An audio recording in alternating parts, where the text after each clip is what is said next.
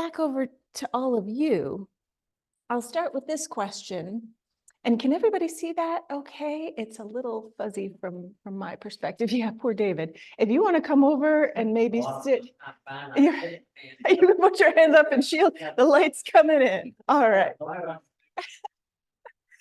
So my question is, for those of you who were here last week, what has stayed with you from our class last week? Dustin and Logan did the entirety of the Bible in an hour and a half, from Genesis 1 all the way through the very end of Revelation.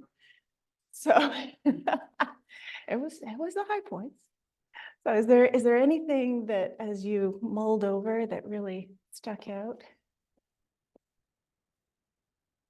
The idea of decreation. Yeah, so we have at the beginning of Genesis, Dan said the idea of decreation. And so at the beginning of Genesis, God creates and it is good. And then there's the fall, which is decreation.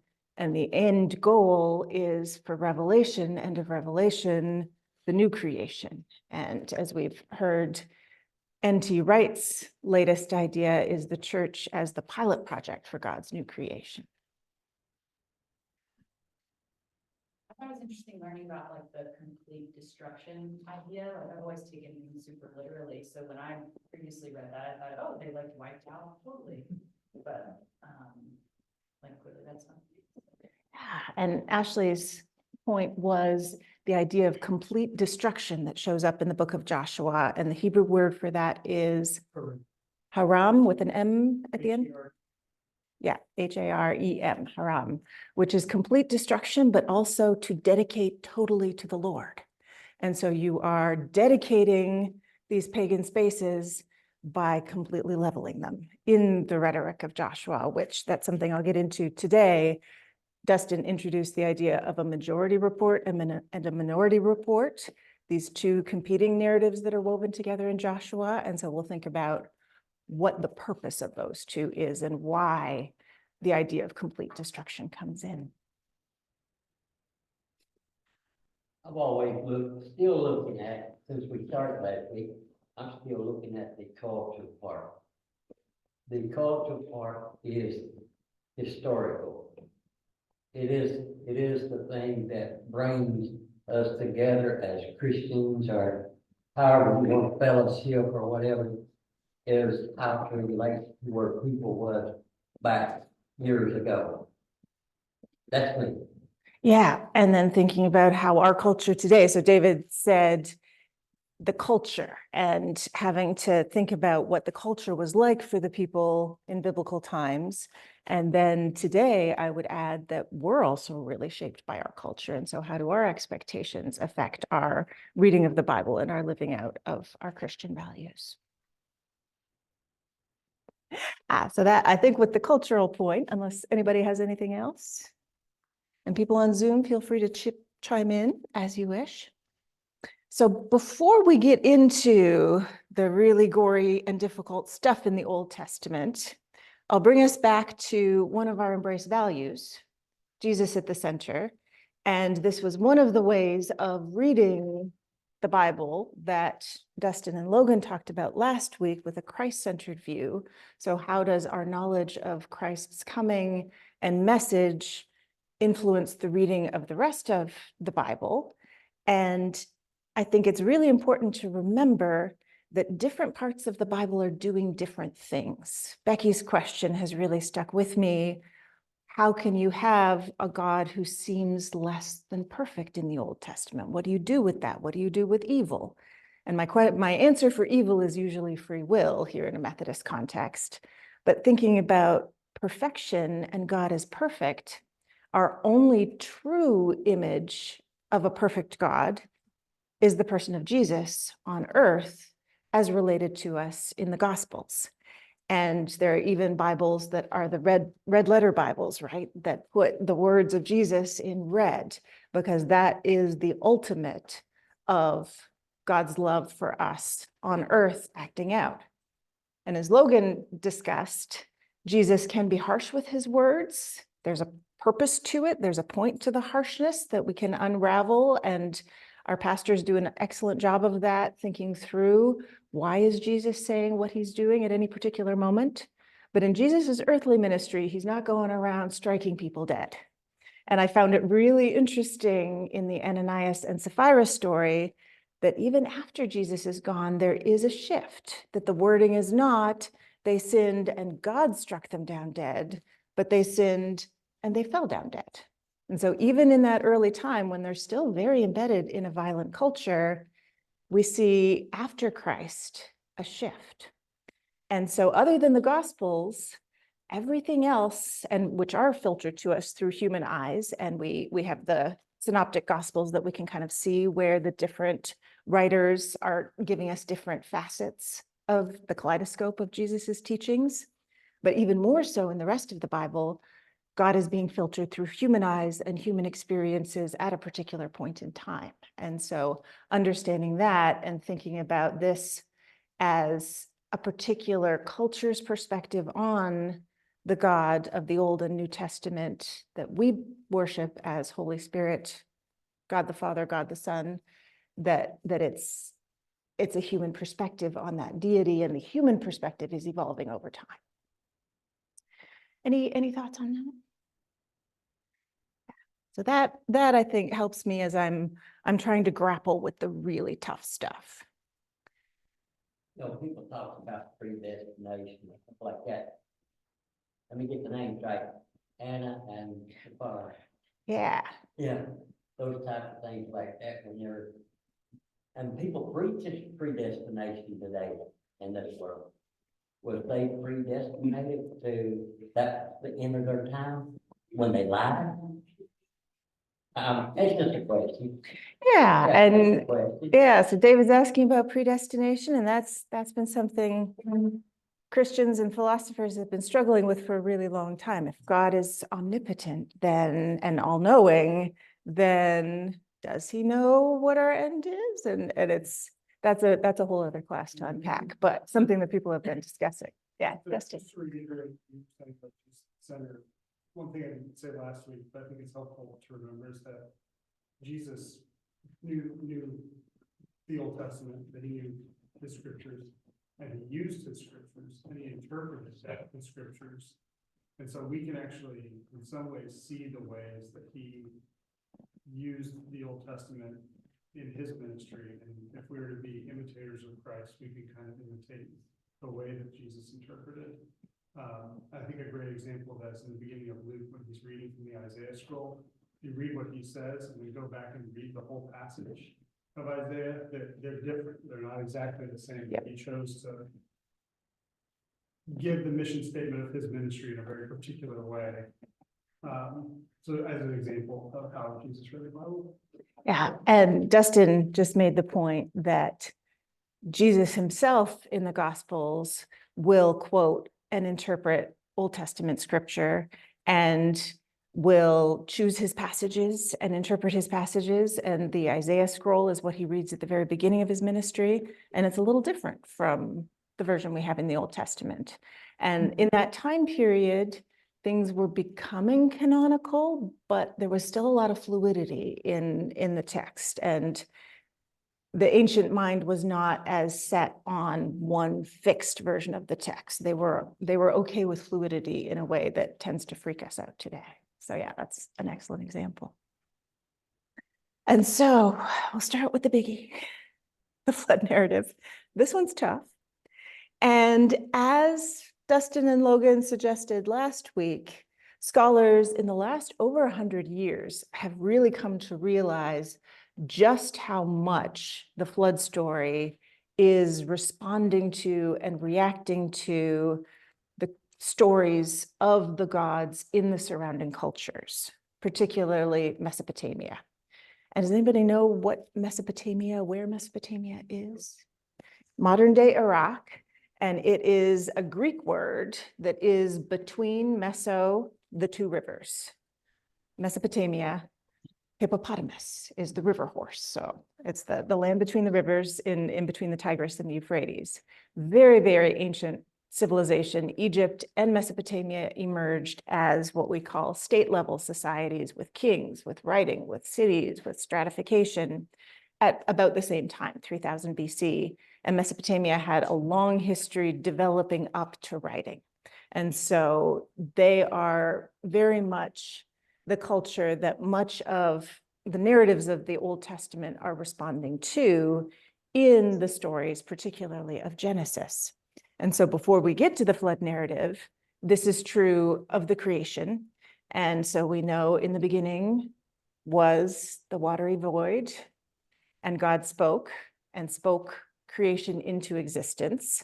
And Dustin and Logan alluded to some other much more brutal creation stories coming out of Mesopotamia. And they had a number of different creation stories that developed over time, but they tend to have really violent elements to them. And so a particularly early one, the gods, there are gods in existence before humans. There are major gods and there are minor gods. And the minor gods are the ones who are doing the work for the major gods. And at one point, the minor gods say, wait a second, we're gods. Why are we the ones who are doing the work? Can we not create something else to do work?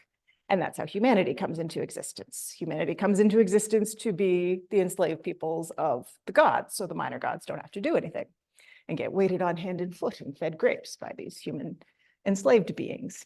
And the way the humans are brought into being in this particular creation story is that a god is slain, and they take clay, which is very common on the banks of the Tigris and Euphrates, and they mix it with the blood of this slain god, and that's humans.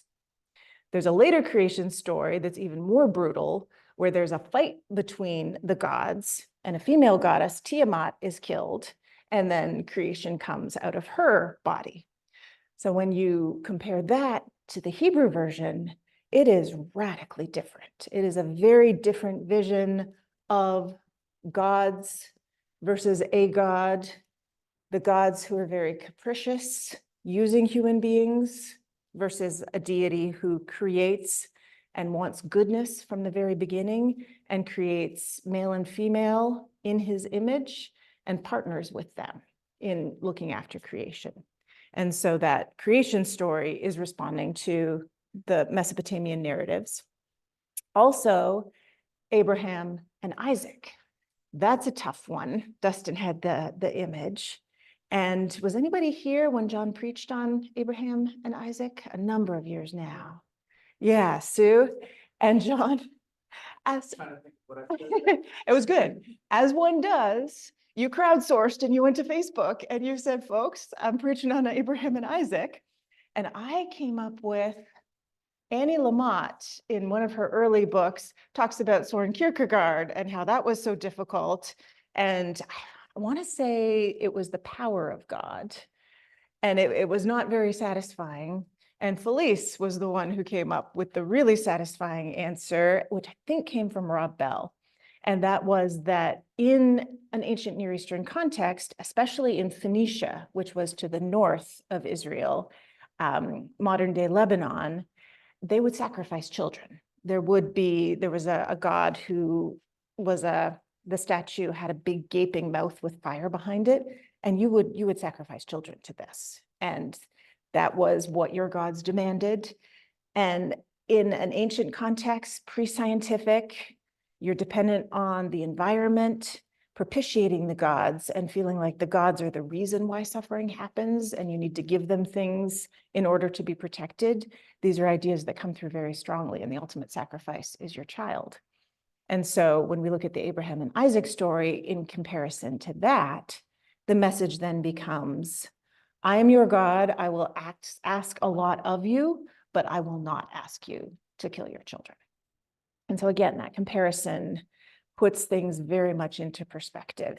And for me, given the incredibly violent context of the ancient world, very brutal, any hints of a God who's different, that's just incredible. And to me, where does that come from?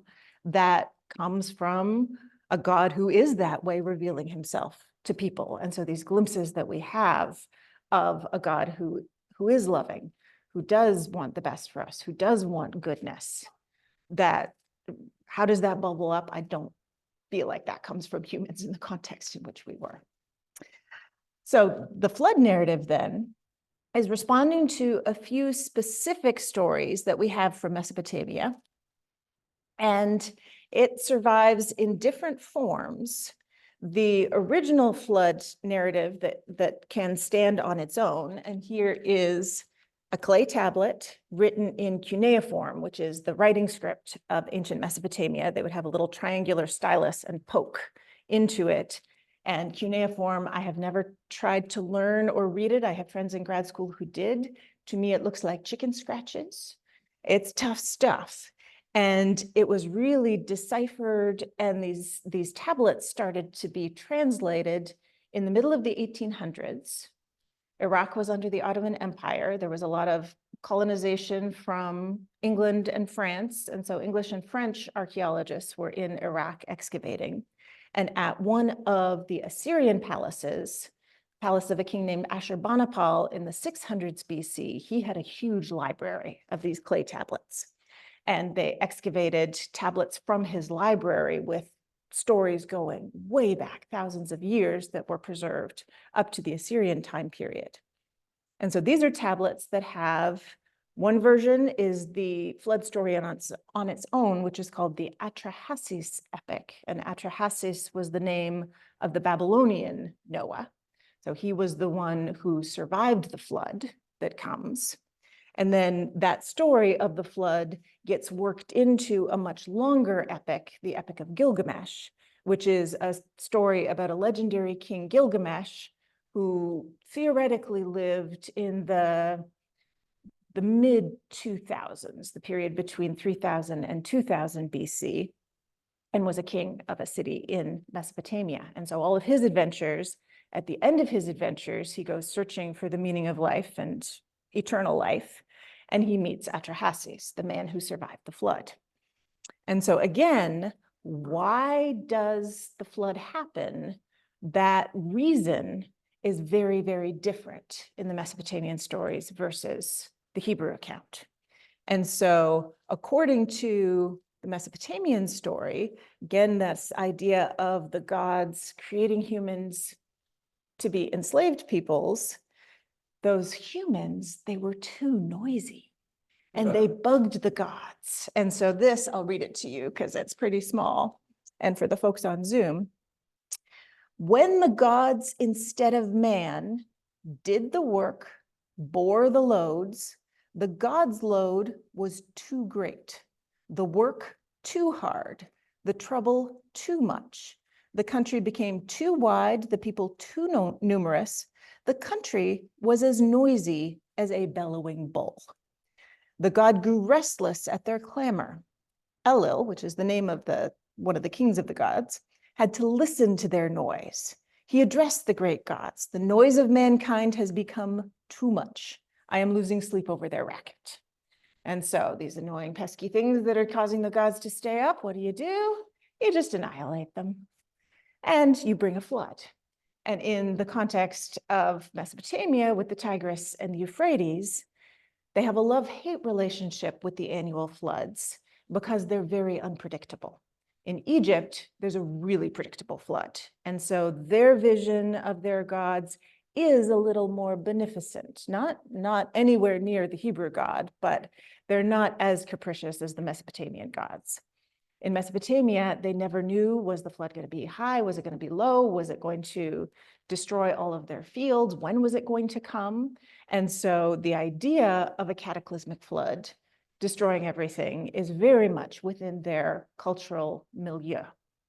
When these early archaeologists went to sites in southern Mesopotamia, what do you think they're looking for? Good Christians believe in the historicity of the Old Testament.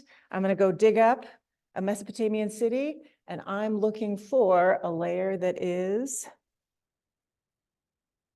damp.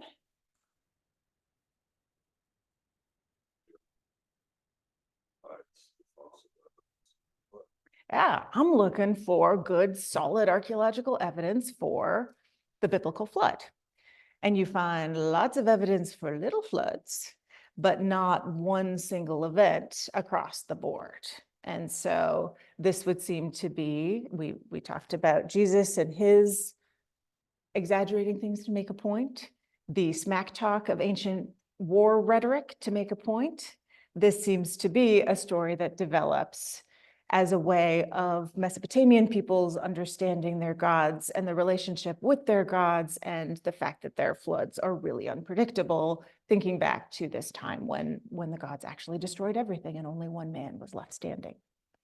And we compare that with the Old Testament version, and the reason God destroys everything is not because the pesky humans are too loud and are annoying him, but because they have taken that free will and done horrible things with it, and he's grieved that the beautiful creation he envisaged is not there, it's broken. And so he tries to wipe it clean and realizes that's not the way to go. And we get the promise of the rainbow at the end, and even perhaps an interpretation that God repented of that action, depending on how you read the Hebrew at that point. So when you compare these two, night and day in terms of the nature of the divine and the divine's relationship with humanity. Any questions about that? Any responses to that? Yeah, David. Isn't there history now says that they have proven the flood because they have attained the boat? Yeah, I know Yeah. you heard this. Oh, yeah. I know you have heard this. So by them attaining the boat and the age of that boat is kind of still together. I don't know. I guess it's every individual how they want to see that. Yeah. And then if they want to say, well, yeah, there was a flood. Yeah, and so David is commenting on the fact that they have done experiments and built arcs to see if this would actually work. And there are a lot of documentaries that are focused on that. It makes really good TV. My response would be, just because we can recreate it, does that mean it happened? And so these are really tricky things that Christians and Jews have been grappling with. The discovery of these tablets in the 19th century, people's minds exploded. And this was about the same time that Darwin was coming onto the scene with theories of evolution. And is the Bible wrong, and Earth wasn't created 6,000 years ago? And what do we do with that? And what do we do with the dinosaurs? And these debates are not finished today, right? There are still disagreements among churches as to what we do with that. And so when we get to the Exodus and the conquest, it's going to get even trickier. And so I'll give you the place I've landed on how I understand that in just a minute. But yeah, no question, these questions of historicity are tricky, because this is something we grapple with at Embrace. Once you start saying, Paul might have been right about X, but was he really right about women having to wear hats in church? Like, where does that come from? It could be a slippery slope. Like, where do you start? Where do you stop? And that's where the Holy Spirit, to me, comes in. And I think that's what we believe at Embrace, as we're trying to read the text in the moment. Anything else on the flood? All right.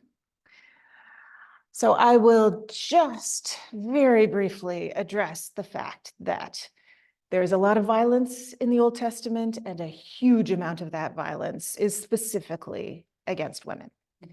And if the ancient world is my jam, women in the ancient world is even more so. I'm finishing a book project looking at how and why patriarchy came into being and how that differs from culture to culture, because it's not the same in every culture.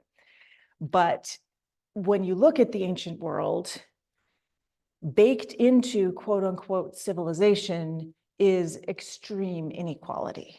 The analogy of a pyramid is very apt, especially for Egypt, where you have a tiny proportion of the population at the top that controls the vast amount of the wealth.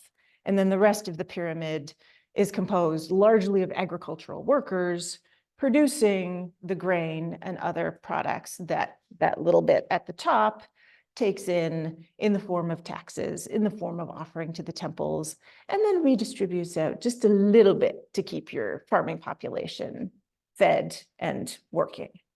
And so in this environment, we have extreme social inequality with a tiny ruling class on the top. And we also see a rising extreme difference between how genders are perceived and treated. And so with civilization, if you go back to egalitarian hunting-gathering tribes, ethnographers have looked at surviving tribes in Africa, in South America, in Australia. They are much more equal in terms of men's and women's roles. And there are places where women do hunt.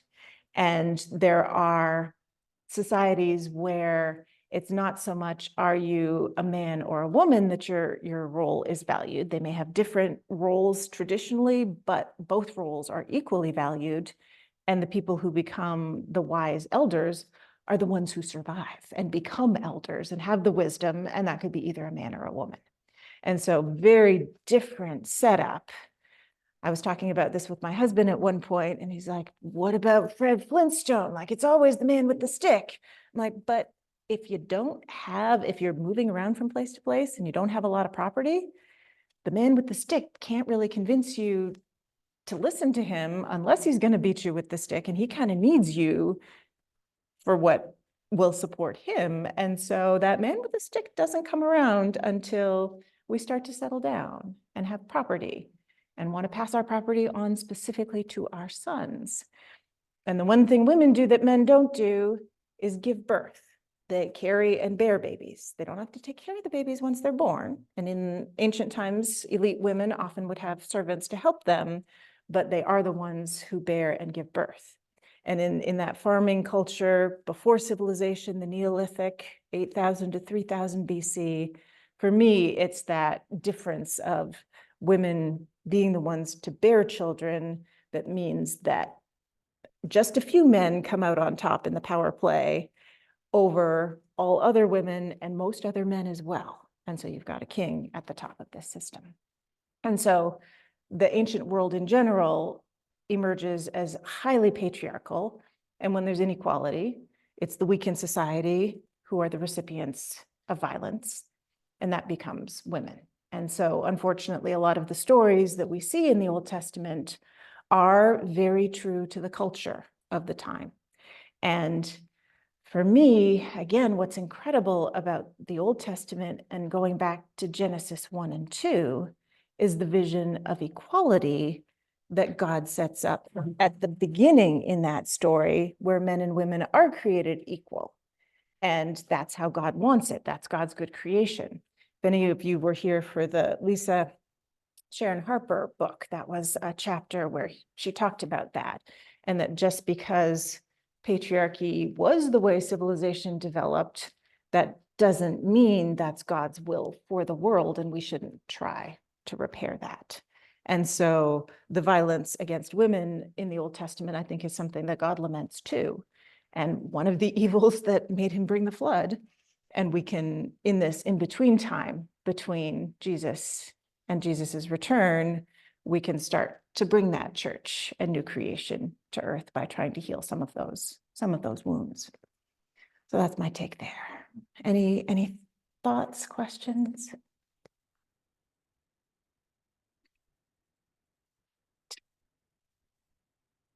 Okay. So here's where it gets tricky. And historicity is just a fancy word of saying, how historical is this? Did this really happen? Did this happen in the way it is reported in the Old Testament? And as I've come to think about it over the years, and personally, when I look at the Old Testament and I think about the evidence of evolution and science and the reason why ancient peoples created creation stories to understand the world around them and to paint pictures of the cosmos and the divine and to understand the divine, for me, then it becomes possible to take the early stories of Genesis and Adam and Eve as myth and allegory, that these are initial creation stories that the Hebrews are setting up in contrast to the other cultures to say, this is what distinguishes our God. This is the distinction between the violent gods and the inequality, and our God who does want a good whole world. And so if you do take Adam and Eve and the flood story and not a literal 7-day creation 6,000 years ago with the genealogy that you can trace back and say it was exactly on this day, because the ancient mind wasn't as precise about that kind of stuff as we were.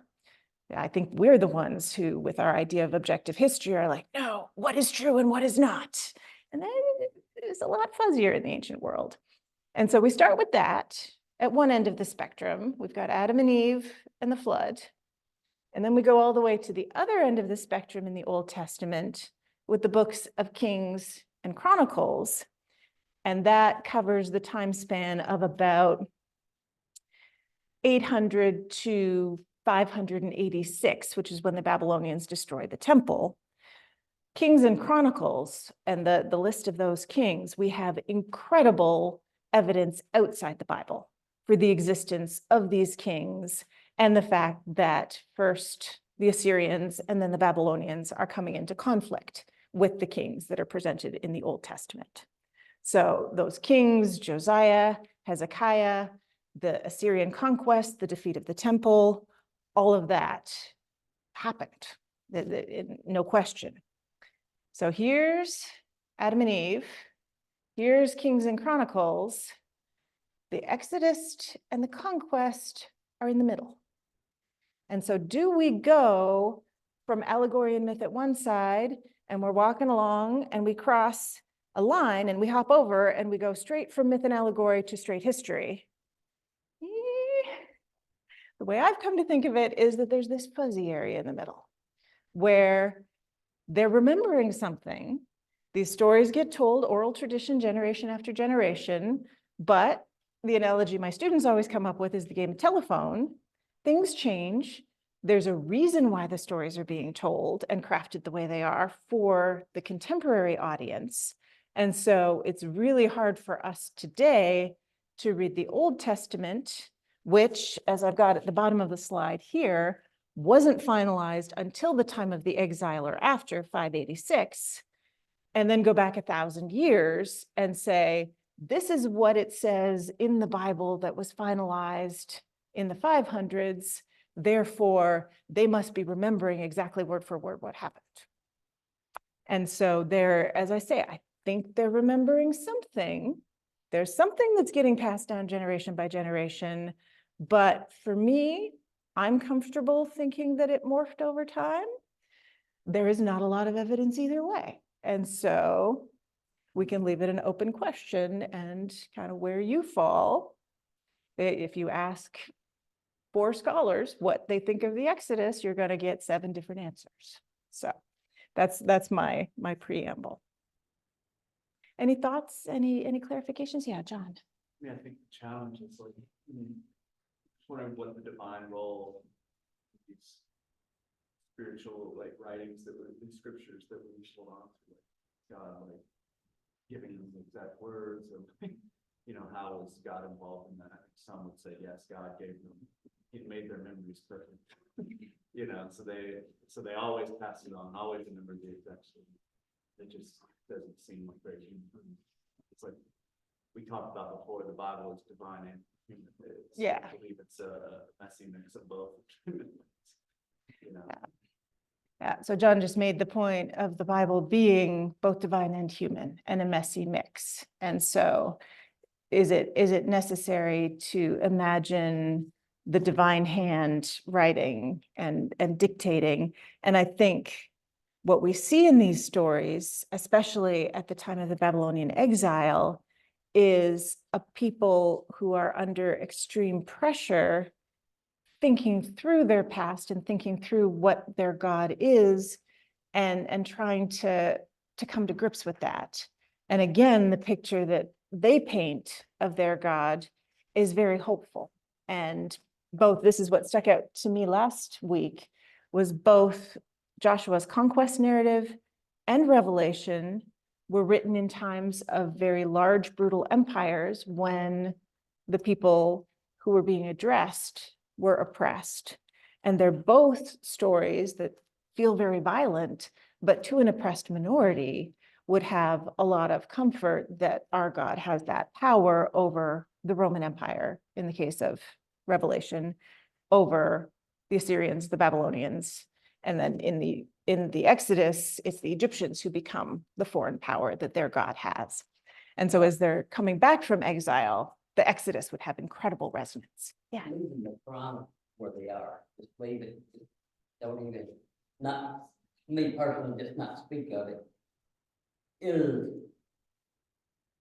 the word dispensation of time, I don't have to fit into all that, 'cause, you know, preachers preach that today. It seems like every preacher in the world anymore preaches that, you know, this country, that country, whatever, you know. How does that, maybe it's a question you can't answer either. And so what was the first? So David has a just question. leave the promise where it's at, Yeah. and don't speak of it, and just do the history part more or less, and then the dispensation of time. We Mhm. have 6 years here, we have, or maybe we have 1,000 years here, or 1,000 years.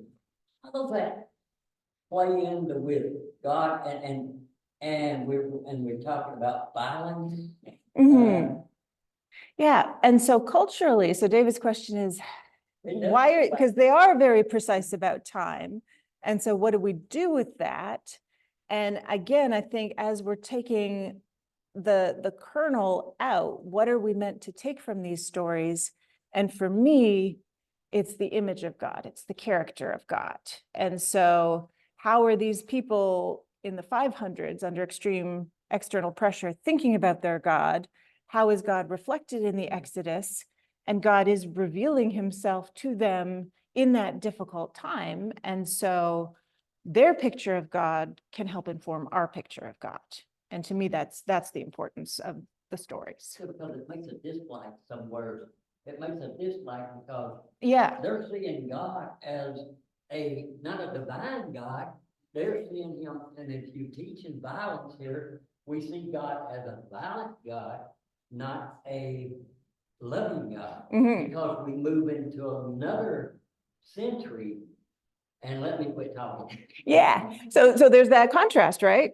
As David pointed out, he's divine, but he's really violent in the Old Testament. And so what does that tell us about the character of the God, of God, of the Hebrew God? And as we get into unpacking the majority and minority reports, the stories act on different levels to speak to that contemporary audience in very different ways. And as God has revealed himself to us, I think we can understand where the picture of the violent God came from, but then focus on the more loving side of God that these stories reveal, that I think is the real distinctive of the God that we worship versus the God that the Mesopotamians and Greeks worshipped. Yeah, Ben. My grandmother, when I was 3, she was 63. She was a godly woman. As I was growing up, I watched her over the years, and I got older enough.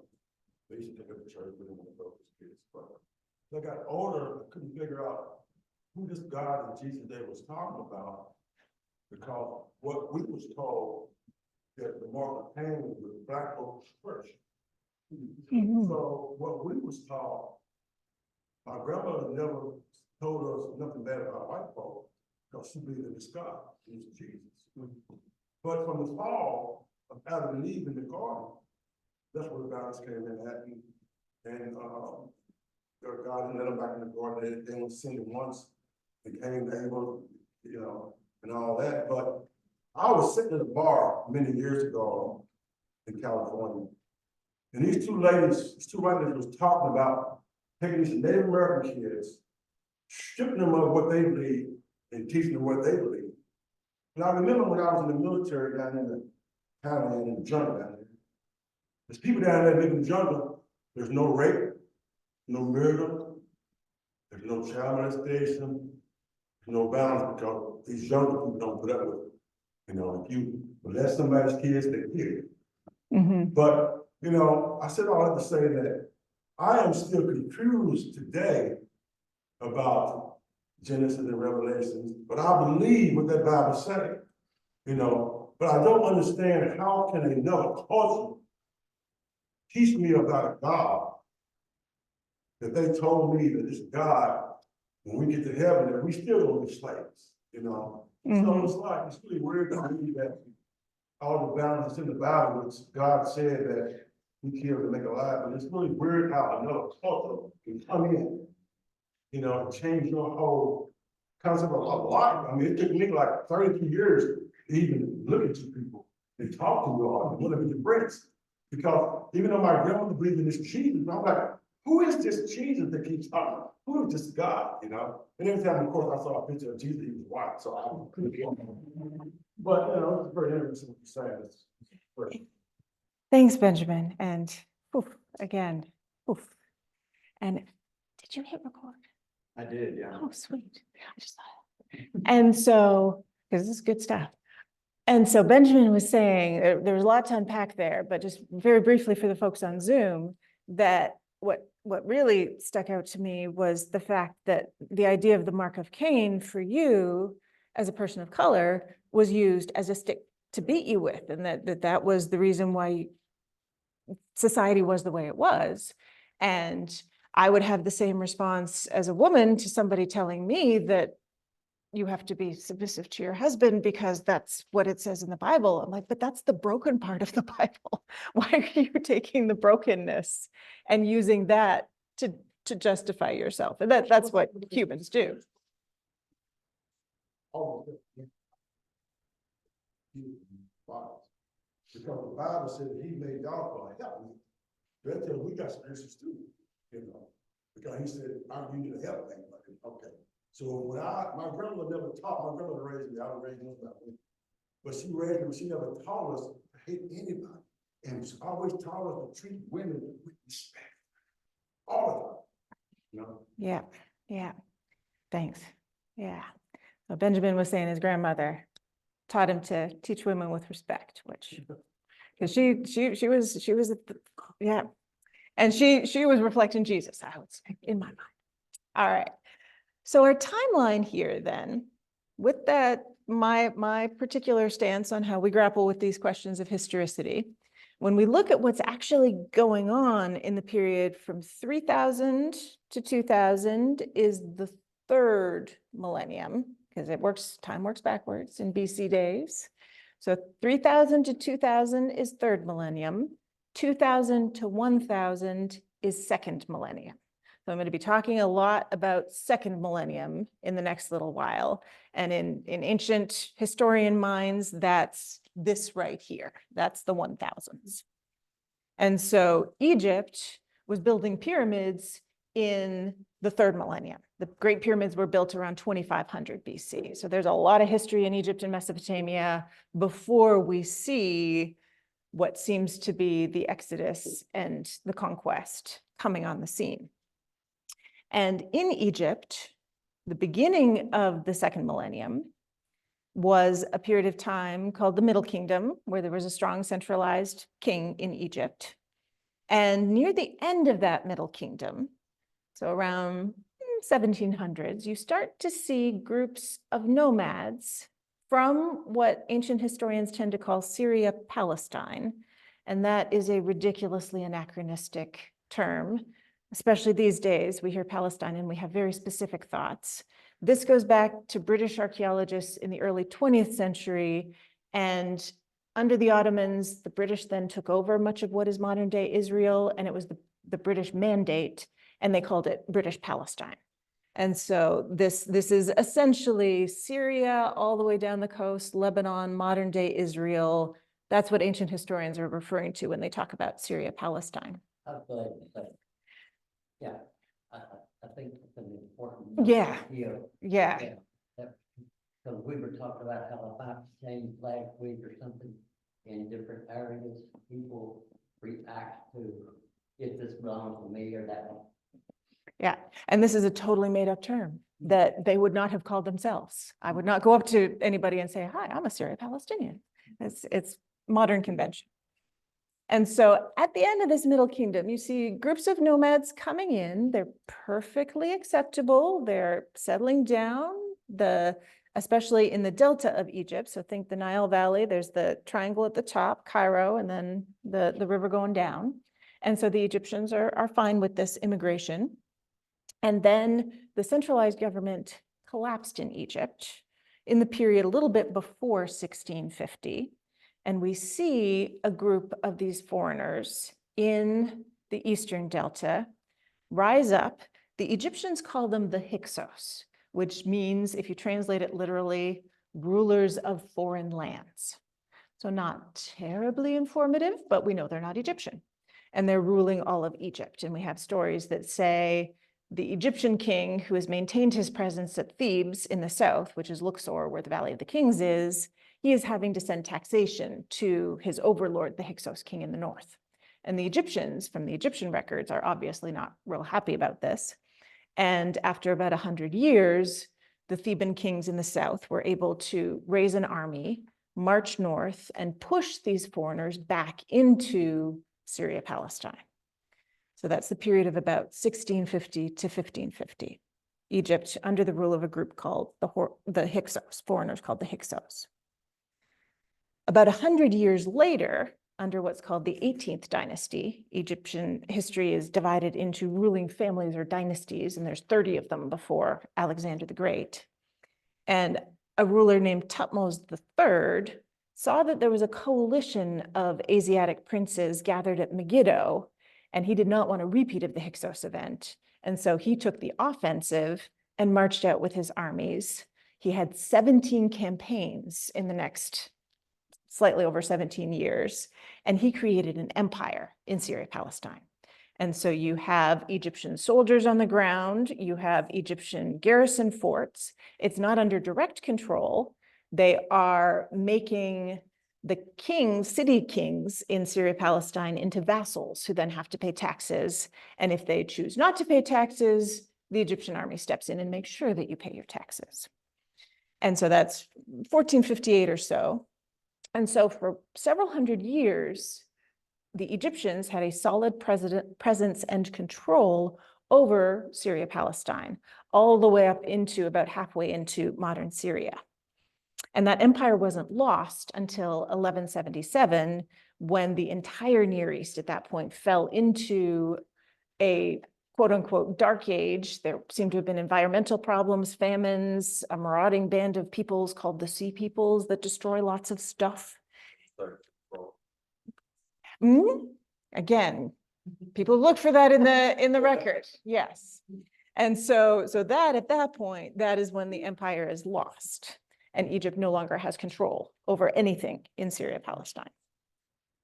And so when you look at this timeline, for me, the period that makes best sense as a time frame when something like the Exodus, the historical memory, the kernel that's going to become the story of the Exodus 1,000 years later, is that Hyksos period. And the way the Egyptian records put it, it is admittedly very different, but you've got a group of people coming in from Syria, Palestine, hanging out for a while, and leaving again.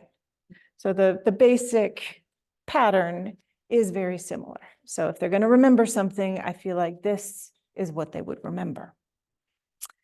And here are those nomads from Syria, Palestine, moving in to Egypt at the end of the Middle Kingdom.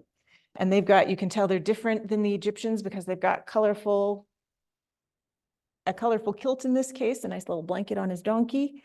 And this guy is clearly not coming for war. He's got a spear on the back of the donkey, but he's carrying his harp. And so they're moving in, they're settling down. Egypt is a bit more prosperous. Israel is very dry. Egypt has a lot to offer. And so the small groups of nomads moved in. And this is from an Egyptian official's tomb. So this is a painting on the wall of an Egyptian official who is recording this as part of his daily life, but is not saying this is really terrible. It's only terrible when Egyptian central control collapses and these guys take over. So if, for my money, this is the best time period to put something like the Exodus, where do the other theories come from? Good question. Anybody have in their head other theories? Who have they associated with the Pharaoh of the Exodus? Nicholas, you're kind of grinning. Well, I'm thinking about the Prince of Egypt. And it's Ramses the second, who they said. Yeah, as Ramses II tends to be the guy. And Nicholas is thinking of Prince of Egypt. Oh, the fact that I haven't updated my iTunes made my slide presentation very cranky. So let me go back. Get that later. There we go. We'll go old school. And what's really funny is that in the movie, The Ten Commandments, it is not, in fact, Ramses II. Charlton Heston is being portrayed as Ramses I because he has a son named Seti, and Seti has that whole relationship with Moses, and isn't there like a love triangle that gets thrown in? And so this period of the Ramses kings does tend to get pointed at very frequently. And so here is, and this is going to be really dense text, so I will read it out for you, but here is part of the first bit of the book of Exodus. And as I read it, think about A, why do we tend to gravitate toward Ramses? And B, why are other options still possible? So here's Exodus. Then a new king who did not know about Joseph came to power in Egypt. Look, he said to his people, the Israelites have become much too numerous for us. Come, we must deal shrewdly with them, or they will become even more numerous. And if war breaks out, we'll join our enemies, fight against us, and leave the country. So they put slave masters over them to oppress them with forced labor. And they built Pithom and Ramses as store cities for Pharaoh. But the more they were oppressed, the more they multiplied and spread. So the Egyptians came to dread the Israelites and worked on them ruthlessly. They made their lives bitter with hard labor in brick and mortar and with all kinds of work in the fields. And in all their hard labor, the Egyptians used them ruthlessly. What do you notice here? City named Ramses. There's a city named Ramses. That feels significant. Pithom and Ramses. Ramses II was a really big builder. He built a lot of his own stuff. He also scratched out the names of a lot of previous kings and slapped his own name over top of it. He reigned for 67 years, so he had a lot of time to do stuff like that. And he also founded a new capital of Egypt. So he moved the main administrative capital in the north from Memphis, near, not Tennessee, Memphis near modern day Cairo. And he moved it into the East Delta. And as archaeologists have been excavating in the East Delta, it's amazing. The capital of the Hyksos is in the East Delta. It was a nice harbor site. Where do you think Ramses II chose to build his new capital? On top of the capital of the Hyksos. And so we have layering. We have the Hyksos capital, foreigners in Egypt. Ramses II builds his capital on top of it. And then hundreds of years later, the Hebrew priest scribes are writing narratives. And as they're going back in time, I can't help but wonder if some things are getting conflated. It feels very significant to me that the Hyksos capital and Ramses II's capital are on top of each other. Why do we have such a hard time identifying the king of the Exodus? John gets a gold star because he's not mentioned by name. What does this tell us about the priests who are writing the story around the time of the exile? Dustin? I mean, Walter Brueggemann's interpretation is that when the priests are writing or in redaction criticism, when they're stitching Exodus together, they leave the name of Pharaoh out because there's always going to be another Pharaoh. There's always going to be another empire that comes in and moves on Israel, and, you know, there's later theological interpretations. So this was really a formation story about who Israel is and how Israel should respond to emperors and empires like Assyrians or Babylonians or Persians or Romans. Yeah, so Dustin invoked one of our patron saints at Embrace, Walter Brueggemann.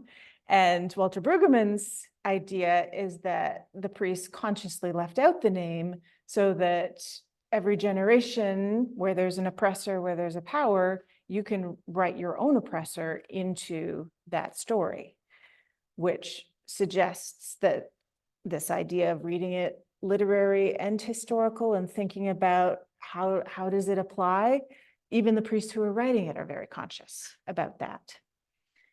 And to them, it didn't matter. They didn't care. Yeah. And so our search for the Pharaoh of the Exodus, something that did not occur to them. And you were talking about the Pharaoh, many Pharaoh that comes up in that history part. Can we think rightly that the powerful back during that day actually became Pharaoh as we would think of the powerful today is coming presidents? Well, we have a king somewhere else, but is that a good interpretation of trying to read the Bible in that way? I think you're onto something, and Justin Berger will have a lot more to say about that next. Well, okay, I thought I'd throw it in there because, you know, if I have to read the Bible and have to interpret in the history part of it, I have to read into it to see what timeline that was. That's why I like the Schofield Bible. When I read, I try to read that. I try to read that and pinpoints different stuff at different times. But Yeah. And David was saying that for him, he hears this and he can't help but think, should I be looking at Pharaoh in our current day rulers? And I would say that's a legitimate way of thinking about things. And the message I take away is that God doesn't like oppressive rulers who exploit their people. And as a side story, what's really funny is that Charlton Heston, this was the 1950s, this was the height of the Red Scare and anti-communism, and the Ten Commandments is an anti-communist thing that Charlton Heston actually comes out at the beginning on like a stage with a microphone with curtains behind it. And before the movie starts, he talks into the microphone and he says, this is a story about a peoples whose identities were taken away and had to work. And the way he's describing it, it's very much his impression of the Soviet Union. The Israelites under the Egyptians were equivalent to Soviet oppression of their peoples. And so it was all about freedom and the shift from an oppressive communist regime into freedom, which in his mind was capitalism, which Justin Berger would also have a lot to say about. So this idea of rereading the story in our own time is not new, but we have to be conscious about it, and we have to think about what that means. Because there have been healthy ways of doing that and perhaps not so healthy ways, arguably. Okay, so the Hebrew scribes didn't care what king it was. They didn't record what king it was. And the Hyksos capital, Ramses built his capital right on top. There's another tantalizing piece of evidence. And this is the stela that Dustin had alluded to last week. This is called the quote unquote Israel stela. And it dates around 1200 BC. And it is a monument that it was erected by a son of Ramses II named Merenptah. And this thing was a public monument. It was about 2 meters high, inscribed with hieroglyphs that some people seeing it could read, some couldn't. If you couldn't read the hieroglyphs, you could see at the top, there's the god. The national god of Egypt at that point was Amun-Re, and the king before him with a little sickle sword. And then all of the text is Merentah mostly against the Libyans. So it's called the Israel Stela, but it's only the last 5 lines that deal with anywhere in Syria, Palestine. The rest of it is the Libyans, who were also a large problem for Egypt at the time. But the reason this has gone down as the Israel Stela, this was found also in the late 1800s, and immediately the British archaeologist who excavated it honed in on that Israel end. What are you looking for? You're looking for proof of the Exodus and of the existence of Israel and a time point to pin this on, anachronistic though that may be. And it is pretty incredible. And this was an example of the smack talk of ancient war rhetoric. What Merentah claims, Canaan is captive with all woe, Ashkelon is conquered, Gezer is seized, and Ashkelon and Gezer are sites along the coast that become Philistine sites. They're not Philistine at this point, but they will become Philistine sites. Yanoam made non-existent, and Israel is wasted, bare of seed. And so Merentah is claiming that his armies marched into Syria, Palestine, and destroyed everything, which, if this is a source of taxation for you, you want to maintain your control for taxation purposes. Do you actually want to destroy everything? Is that in your best interest? Not so much. And what's incredible is that they use the hieroglyphs to spell out the name Israel. And so you've got reading left to right is how they've framed this. The 2 leaves, they're reed leaves, that's the Y. The horizontal line with the 2 dots, that's representing a door bolt, but it's the letter S, because the Egyptians in hieroglyphs, some signs represented single sound values. There are also meaning values that are more like rebus principle, but you can sound out a lot of words, and so they're sounding out a foreign name. The thing that looks like this is a mouth. That's the letter R. Then we've got the leaf and the bird, that is the IA. The mouth again, that is both L and R. And then at the end, we have a few signs that are not phonetic value. They're what's called determinatives. They put them in to help determine the meaning of the word. And so you've got a throw stick that for the Egyptians was the hieroglyphic determinative for foreign people, because they carry throw sticks into battle. And then 2 little people, a man and a woman, and plural strokes. So that says this is conceptually a people group. So we know that around 1200 BC, there is, in what will become Israel, a people that Merentah is fighting that he identifies as Israel. And that is incredible. It is also very little of anything at all.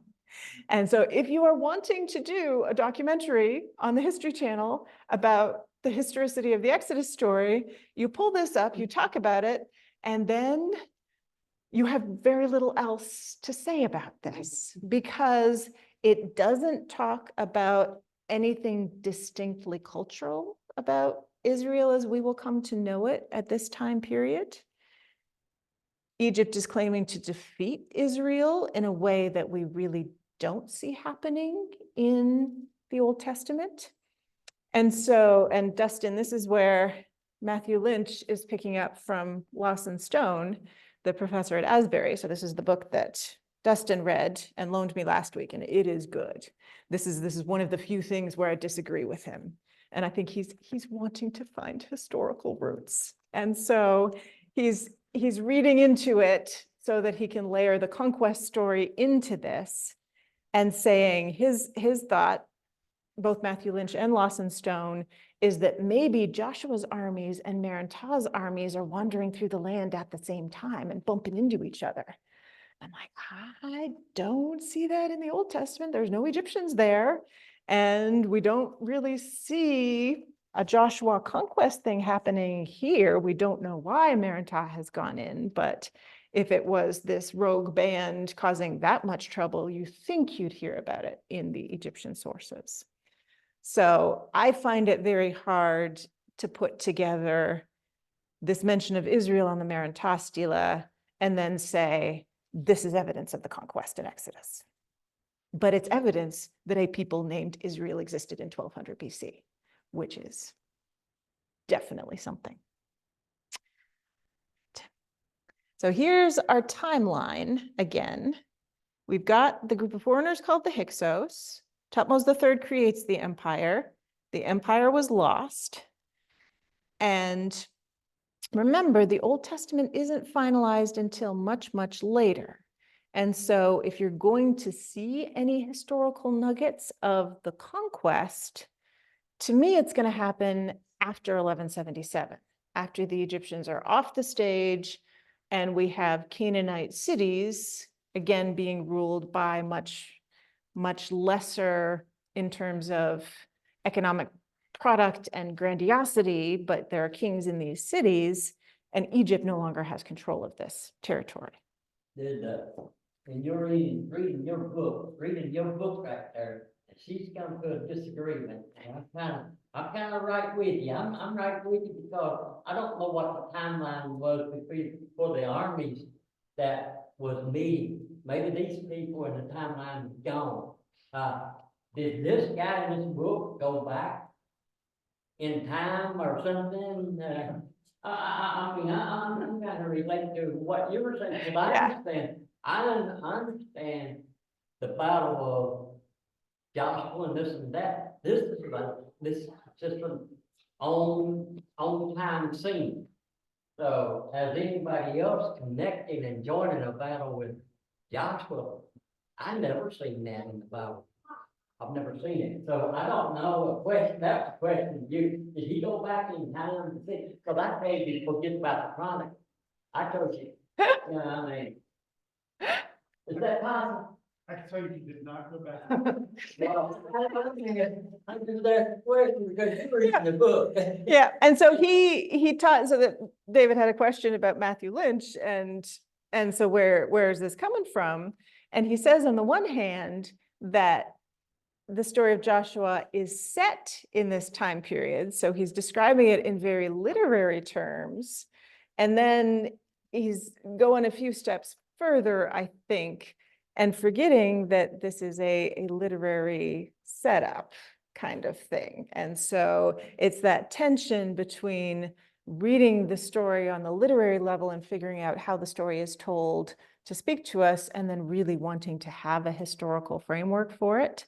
And so to me, there's a disjunct, but yeah, it's that question. We really want So, proof. you're not the only one that disagree with that statement. This was the first time I'd heard this argument. I had never heard the suggestion, and Matthew Lynch and Lawson Stone also talk about the fact that this is a continuation of the Exodus, and it's really significant that they are battling against Canaanite kings who are Egyptian backed. So it's like a continuation of the defeat of Egypt, but I don't see that in the conquest story. It's definitely a continuation of the Exodus, but the significance that they're, yeah. Yeah. And the exile is out there by itself pretty much until God wants to deal with whatever happens. Yeah. So it's tricky, and scholars disagree Yeah. a lot. So having sort of laid out that historicity, let's go back to the story on a literary level and try to understand, what does this tell us about our God, who is the Hebrews' God, who is being imagined in this way at the time of the exile, and the fact that God hardens Pharaoh's heart again and again and finally drowns him. We got some problems with that, right? And I'm an Egyptologist. I'm like, that's Pharaoh, that's my buddy. What are you doing? Which is ridiculous because he's an exploitative ruler. Like, the Old Testament had it right on that, but still, it's hard to take. And so again, cultural context, what does this mean in this context? The idea that an oppressed minority, their God has power over the gods of the majority, the really powerful majority, is huge. So that's really going to resonate to the peoples who were in exile in Babylon and then are allowed to return to their land.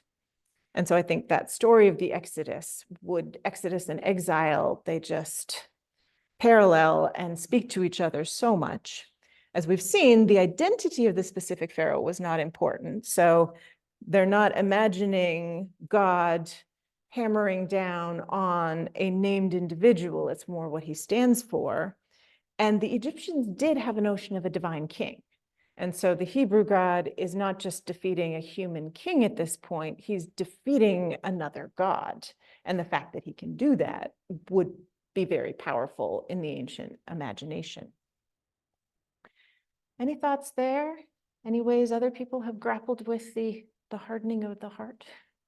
Yeah, Logan? So we actually, this was in our notes, but we didn't go over it for time. But yeah, that story is really fascinating because there's a symmetry between God hardening Pharaoh's heart, but the narrative also says that Pharaoh hardened his own. And so there is this weird, and this has been explored over and over. This interesting concept of almost what we would interpret as natural consequences, that if you are an oppressive ruler that are really doing the things that you're being reported as doing, to be overthrown in some way would not come as a shock. Now, in an ancient context, this pulls in the divine stuff because there's not a separation of natural and supernatural in the ancient world. And so we've started to do that kind of thing. And yeah, so it makes it really interesting that you can see an oppressive leader that meets his demise through, you know, this chain of events, but it's being interpreted and read into as this divine warfare in a sense, and so on and so forth. We would relate that to the you know, those that live by the sword will die on the sword. You know, okay, that's prophetic in a sense, but it also makes sense. Like if you're violent long enough, then there's a very good chance that you'll be violent. And so it's just, yeah. I think the other interesting thing about this too is that with each of the plagues, the sort of characteristic of each plague, you'd be able to tell me this better than you, but lines up with a different either Egyptian demigod or god, all the way up to the 3 days of darkness being Ra, sort of like primary deity, and then leading finally to Pharaoh's doorstep with his firstborn son, who would have been in line to be deified. So there's some interpretation that the plagues weren't just about pushing back against Pharaoh, they were also about showing the Israelites who had been under captivity at Pharaoh for so long that some of them had forgotten who Yahweh was, that Yahweh can take out every single one of Egypt's gods, one at a time, head to head, leading all the way up to Pharaoh to try and free their mind from Egyptian captivity, so to speak, not just their bodies, but their sort of devotion as well, which I think is really powerful interpretation that I like to hear from. Yeah, and okay, so Logan made the point that in the text, Pharaoh also is said to harden his own heart. So there's lots of complexities there. And Dustin was asking, because he's read interpretations that say each plague can be aligned with a specific Egyptian god. So the darkness can be seen as fighting back against the Egyptian sun god. And I wouldn't necessarily take it one for one. There are definitely lots of frogs in Egypt, and locusts, big problem. And so I think especially for the Hebrew mind that's writing and reading this, it's evoking a picture of a very real life environment in Egypt and how aware they would be of those specific Egyptian deities. That would put the strength to that interpretation. And by that point, I'm not sure they have the same awareness of the Egyptian deities as a modern scholar who can make that interpretation does. But I think some of those plagues may well have resonated in that way, being able to tie it to Egypt and its gods and goddesses. Yeah. And another, Belief come in many different ways. People talk about it. However, we have been on this earth. However, people don't have disbelief of if a plague is there or whatever, you know, that's up on the earth. There was quite a few of those plagues that was. And so how they relate to people want to believe it, disbelief or whatever. You know, you have your own personal opinion about that. Yeah, some people do disbelieve something and they die in the midst of it. Yeah, and the plagues, so David's talking about belief, disbelief with the plagues. That ancient world, a lot of this environmental stuff, it's a difficult world to live in. So culturally, that helps us I didn't understand. know you couldn't go there. Yeah. And also for us as Christians understanding the story, and I wouldn't go so far as to say the Exodus was intended to set this up. That's not how I think about the progression of the writing of the Hebrew Bible and divine revelation. But from the perspective of Matthew writing the gospel, he hears early stories about Jesus and his mind immediately goes to the Exodus. And so there's some really powerful parallels here. Now, after they, Mary and it's the kings, right? After the kings have left. After they had left, an angel of the Lord appeared to Joseph in a dream and said, "Get up, take the child, Jesus, and his mother, and flee to Egypt, and remain there until I tell you, for Herod is about to search for the child to destroy him." Then Joseph got up, took the child and his mother by night, and went to Egypt and remained there until the death of Herod. This was to fulfill what had been spoken by the Lord through the prophet, "Out of Egypt I have called my son." And so in the Exodus, the Israelites are brought by their God out of enslavement into freedom, and a lot of Egyptian babies die as a result. Here, with the birth of Jesus, we have Jesus having to flee the quote unquote promised land for Egypt, and we have a Jewish king killing a lot of Jewish babies.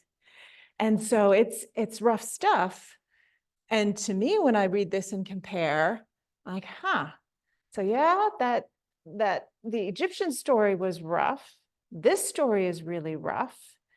And Jesus is the King of Kings who is coming to overturn any kind of earthly kingship, Pharaoh's or Herod's, and the violence that results from that. And so that idea of freedom from enslavement and the freedom that God gives then for us becomes the ultimate freedom that Jesus brings. And for Matthew, the Exodus story is clearly in his head as he's writing this, and he wants you to make those parallels. Yeah, Logan, you're nodding. Was there anything you wanted to add? I really do. We did a Bible study a few years ago with one of the small group, and really dove in deep into the long time. But the parallel between Jesus and Moses are immense. And it's clear exactly the point that you're making, that an ancient reader is going to be, especially an Israelite, going to be reading back and be like, "Oh no, we're Egypt." And so then that naturally just leads to this cry out for something. And then that's what Matthew's getting at. It's like, well, this is it. This kid that is fleeing Egypt, fleeing Israel, not fleeing Egypt. He's the better than Moses. He's the better story. Mhm. Yeah. All right, so this is a dense slide, but I've broken out, here's the conquest, the majority versus the minority report. The majority report is kill everybody, destroy everything. The minority report is the counter narrative that says that didn't actually happen. And so on the one hand, kill everybody. Oh, but Rahab and her family are saved. Oh, but there's this group that aligns with Gibeon and they make a treaty and they're saved.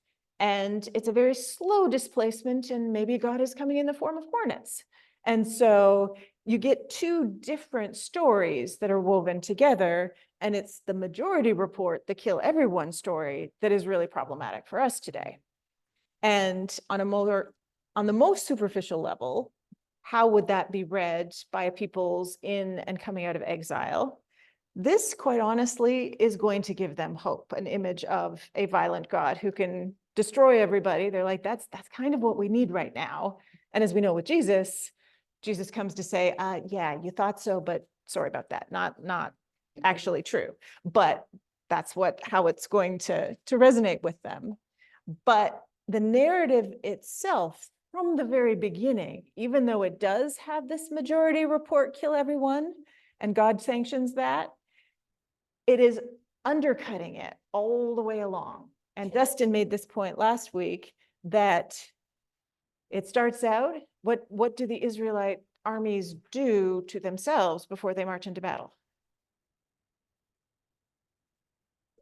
Circumcision. Yeah, so they circumcise themselves as a mark of being the people of the Hebrew God, and then they go into battle. And there's this amazing moment where the angel of the Lord appears and Joshua says, "What side are you on? Are you on our side or are you on their side?" And the angel says, "Neither, I'm on the Lord's side."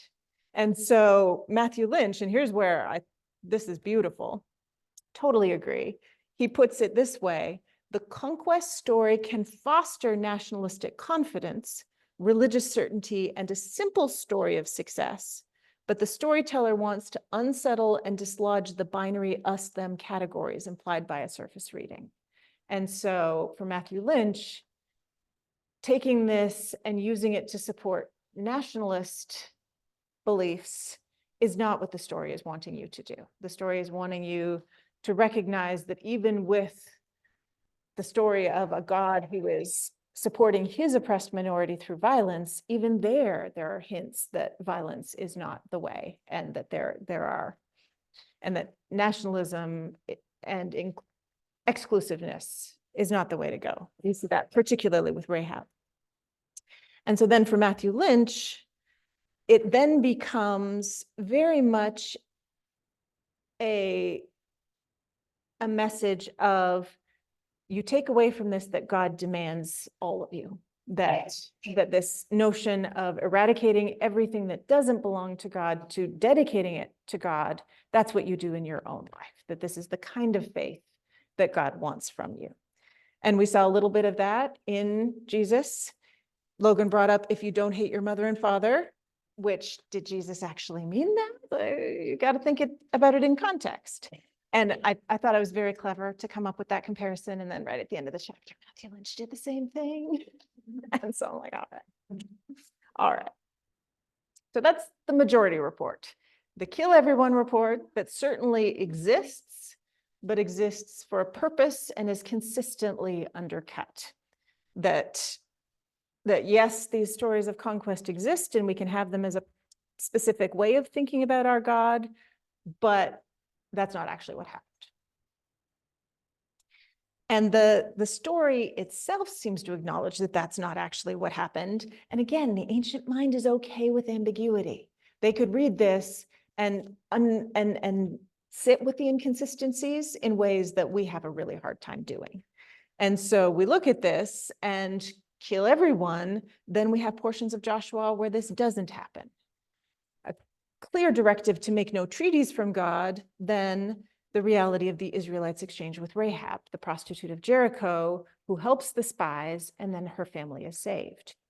And particularly at the time of the exile and return, this idea of inclusivity, exclusivity, Rahab is not a Jew, she's a prostitute, and yet she is held up as a figure to emulate both in the Old Testament and then in the New Testament. And so Isaiah particularly starts a message of radical inclusion that we see in the Rahab story, we see in the Ruth story, and that's going to culminate with Jesus's extension to the Gentiles. And at the time of the exile and the return, there were people who were rebuilding the temple who were like, well, they don't belong, they're not Jewish. And these Rahab Ruth stories are pushing back against that in that time. And so in general, the Minority Report seems to be much closer to what actually happened. It's a much more realistic picture of ancient warfare. And even in the context of ancient warfare, it's a lot easier for us to swallow today when we're thinking about that violence. And archaeologically, as I've said, I feel like it's the time after 1177, after that collapse, that we start, that there's place for a culturally Israel to emerge. And we start to see that in the archaeological record. And this appears a little before 1000 BC, that archaeologists have excavated in that hill country north of Jerusalem, a very specific architecture for the houses. It's called the 4-room house. It's a courtyard with 3 rooms around it. And there are scholars who have mapped the prevalence of pig bones in highland sites versus lowland sites. And the highland sites don't have a lot of pig bones. Why is that significant? What does that tell us? Jewish Levitical law, no pigs, right? And so it is actually reflected in the archaeology that they genuinely do not seem to be eating pigs. And that's a way for the Highland Israelite people to distinguish themselves from the Philistines. And so here with our timeline, Hyksos, best candidate for something like the Exodus, just before 1000 BC, best candidate for something like a gradual expansion of Israelite culture to encompass all of what's going to become Israel. Admittedly, there are a good 500 years between these two events, not 40, but even Matthew Lynch, as he is trying to shoehorn Maranatha into this, he says, don't think it happened in 40 years. I think they're telescoping things. And so that, again, they're much less fixated on dates, give up the chronicles, than we are. And so that's sort of how I've come to think of it. And so then David and Solomon, period after 1000, first millennium, we definitely start to see that extra biblical evidence. And so in the last few minutes, I'm going to look at one specific battle to give you a sense of what ancient warfare looked like. And so after the death of Solomon, round about 930, these are really round numbers, very rough estimates. We see the tribal conflicts causing a split between the kingdom of Israel in the north, the divided monarchy, and Judah in the south in the reign of Solomon's son. So there's that division now, a king in the north, a king in the south. And according to the prophets, these kings, the vast majority of them, turn away from the Hebrew God, and therefore that is why it all falls apart with the Assyrians and the Babylonians. And it happens first with the Assyrians, whose center of authority is northern Iraq. And in 722, the Assyrians conquered Israel, the northern kingdom, and deported all the peoples of Israel. And the king in Jerusalem, in Judah, then has to be sitting there going, I'm next, which is absolutely true. And so in 701, an Assyrian king named Sennacherib brought armies, and the ancient record is 200,000. It was a big army. Maybe not quite that many, but the Assyrians could muster a lot in the field. Jerusalem, the estimates, 10,000 people as inhabitants. And this is a campaign of sieges. So this is not a campaign of warfare, army against army. So you picture the huge armies of Assyria encamped outside of Jerusalem trying to starve them out. And this is the record that we have from King Sennacherib's perspective. A prism is like a football-shaped lump of clay that they've written cuneiform records on. And so this is, we have this lump of clay that was excavated, football-shaped, that has Sennacherib's account. And he's the king, Sennacherib, the great king, the mighty king, the king of the world, the king of Assyria, the king of 4 quarters, the wise shepherd, the favorite of the great gods, the guardian of the right, lover of justice, who lends support. To whom? Who comes to the aid of the destitute, maybe, and on and on and on. Mighty man, perfect hero, first among princes, the powerful one who consumes the insubmissive, who strikes the wicked with the thunderbolt. He wants you to know who he is, and this is who he is. So after that, after I'm awesome, as for Hezekiah the Judahite, so that's the king of Jerusalem, king of Judah, who did not submit to my yoke, 46 of his strong-walled cities, as well as the small towns in their area, which were without number, by leveling with battering rams, and by bringing up siege engines, and by attacking and storming on foot, by mines, tunnels, and breaches, I besieged and took them. 200,150 people, great and small, male and female, horses, mules, asses, camels, cattle without number, I brought away and counted as spoil. Hezekiah himself, like a caged bird, I shut up in Jerusalem, his royal city. So that's from Hezekiah, or from Sennacherib's perspective. And Sennacherib besieged Jerusalem, but did not actually take it. Hezekiah gave him a lot of stuff, to take back to Assyria with him, but the city didn't fall. Here is Hezekiah's account as filtered through the book of 2 Kings and these historical writers. Hezekiah prayed before the Lord and said, "O God, our Lord, the God of Israel, who are enthroned above the cherubim, you are God, you alone of all the kingdoms of the earth. You have made heaven and earth. Incline your ear, O Lord, and hear. Open your eyes, O Lord, and see. Hear the words of Sennacherib, which he has sent to mock the living God. Truly, O Lord, the kings of Assyria have laid waste the nations in their lands and have hurled their gods into the fire, though they were no gods but the work of human hands, wood and stone, so they were destroyed." So the kings of Assyria have destroyed all the surrounding countries, and the idolatrous gods have been destroyed. So now our Lord, our God, save us, I pray you, from his hand, so that all the kingdoms of the earth may know you, O Lord, our God alone. Sennacherib, it's all about me. Hezekiah, I need help, God. Could you please help us? And the answer comes in the form of a prophecy from Isaiah. And these are the words of Isaiah. "Therefore, thus says the Lord concerning the king of Assyria, he shall not come into this city, shoot an arrow, come before it with a shield, or cast up a siege ramp against it. By the way that he came, by the same shall he return. He shall not come into this city, says the Lord. For I will defend this city to save it for my own sake and for the sake of my servant David." And sure enough, that very night, the angel of the Lord set out and struck down 185,000 in the camp of the Assyrians. When morning dawned, they were all dead bodies. Then King Sennacherib of Assyria left, went home, and lived at Nineveh.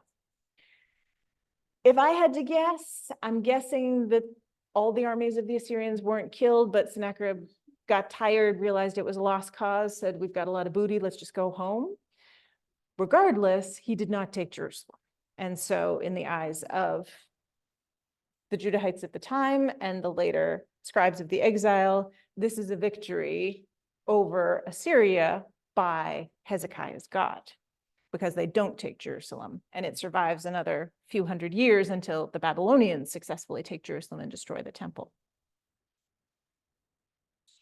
And a lot of latrines, yes, Dan. And so I have just a few more slides that are images.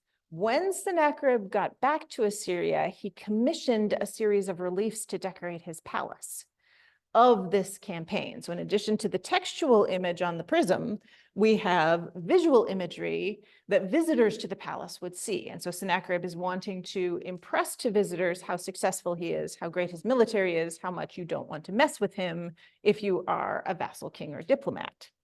And in these reliefs, you can see the lines, the diagonal lines are ramps. There's a little battering ram machine in the corner going up to the tower. There's all kinds of stuff falling from the sky. The defenders, the Judahites, are up in the tower with bow and arrow shooting down. And Sennacherib couldn't do this with Jerusalem because this didn't happen in Jerusalem. And so what he has chosen to depict is a city called Lachish that is a little bit south of Jerusalem that he did take through siege, through battering rams, as he described. It's one of the 46. And so this is an image that he can commission because it did happen. And then coming out on the right, we have the people of the city being brought out to be deported with their little bags on their shoulders. And this is what it looks like. You won't be able to see anything, but this is what it looks like. You can kind of see the diagonal lines of the battering rams. And this is currently in the British Museum. So colonialism, 1800s, let's take it out, put it in the British Museum. I've seen it and it is really, really cool. Different kind of conquest, yeah. And when it comes to violence, can anybody tell what's happening here? They're being impaled. Yes, we have stakes, and it looks like they were kind of positioned on the stakes, and then the two guys are lifting up the stake for them to go down on. Assyrian warfare was nasty. Yeah. And then here is the king, Sennacherib, king of kings, great king, et cetera, et cetera, et cetera, enthroned, kind of watching all of this happen from the side in his throne with an official ahead of him. And then the more the not as close in version of it has people bowing. So those are going to be the defeated Judahites of the city. And so again, when we put the Hebrew God in context of this incredibly brutal warfare, to me, what jumps out is the difference. So the places where the Hebrew God is violent, that's the perspective of the time. It's the places where we see a different kind of God that's what I hang on to and say, okay, that's incredible hint of our God revealing to himself to the people of the Old Testament in a way that is radically countercultural and that is going to continue to be radically countercultural in the person and figure of Jesus, who then challenges us today in ways that go well beyond the challenges of the Hebrew Old Testament God. And I think that contrast you showed between the king who was trying to siege Jerusalem and then Hezekiah's and the kings, their voice and the way that they were thinking, and just so different. It's not- Yeah. Yeah. It's pretty miraculous. Yeah. Yeah. And admittedly, Hezekiah knew he was in trouble. Sennacherib had the bigger army, but still. So it doesn't go visit. Yes. Yes, that's exactly right. Dustin says, the Assyrian city is the city that Jonah didn't really want to go visit. And God made him. Yeah, something to that point, I think that's also very compelling, that this is on the temple for these guys. And so it's like, this is what they want you to see. Yeah. When you come. So it's similar to what we were talking about with the execution of the slaves by Rome, after, they took out Spartacus. It's like, there's a time when this type of brutality is about because you want to show how powerful you are. What we can't miss is that we are still very brutal, but we don't put these images Yeah. on our places of God. So I would imagine, like, comparatively, if you were like going to the White House or something, and the first thing you saw when you were going to the White House was pictures of the atomic bomb and its effect, but in a way that was like, this is America. Yeah. Like, you don't challenge us, don't like this kind of thing. Really like trying to send this message, like, we're still very violent, but we don't brag about it. And we do fly our jets and we drive our tanks down the street. But the temple parades and the tabernacle were all designed around creation. And like, it was like a mini cosmos of God's creative, loving work in the world. Yeah. And that's the contrast between Nineveh's temple and Jerusalem's temple. Yeah, so Nineveh's temple is a place of sacrifice. This isn't a palace. And so the analogy of the White House is perfect. Logan said, imagine this is Sennacherib and wanting to present himself as a ruler in a certain way and Assyria in a certain way. Imagine if this is what you see when you walk into the White House. I hate to see that on Pennsylvania Avenue. I really would, all these things that we can filter in to put up. We don't need all that stuff in the United States. All we need is, let's say something about Jesus every once in a while. Yeah. Get rid of all the other. What's interesting too, the way a story is told, it's like the way they told their story is so different from the way Israel tells the story. Neither is probably 100% Yeah. accurate. Yeah, And certainly what we're seeing here is not entirely accurate. Yeah. to what it seems to have happened. So I think whoever stories prevail of what we know of history, but it's always slant, you know? Yeah. Yeah, so there's slant regardless, as John says. And so as we're working through the slant, what feels true to us? So thank you all. That was a wild journey. I Dustin, were you gonna give the plug for Justin Berenger next week or? To make one connection as a way of making it plug. Yes. For next week, which is earlier, you were talking about a battle on the plain of Megiddo. Megiddo, yeah. Is there anywhere else in, say, the New Testament where that plain shows up? Oh yeah, Megiddo is Armageddon. And Megiddo was it was a mound that was, a lot of battles were fought there. It was in Israel, it was a major city that was thousands of years old that had grown up to a huge mound. And so it was at a very integral trade route. So it just became a lot of contention at Megiddo. So that makes sense in terms of Armageddon. Armageddon is a I got to visit Armageddon. Yeah, Uh, yeah, exactly. Yeah. Yeah, Armageddon is a way of encapsulating thousands of years of warfare over a particular spot. Yeah. Yeah, so thanks, everybody. I have about 5 minutes before I have to go retrieve Shireen from drop off, but I am also very happy to talk after church. You have to come next week if you can, and invite others. Justin, he's an amazing teacher. He's been studying this stuff a long time. But he's also an ethicist, so he cares deeply about how this all impacts the way we live. So I think he'll help round it all. Mhm. Yeah. So I encourage y'all to come. Thank you. I'm gonna end the Zoom. So I can go in.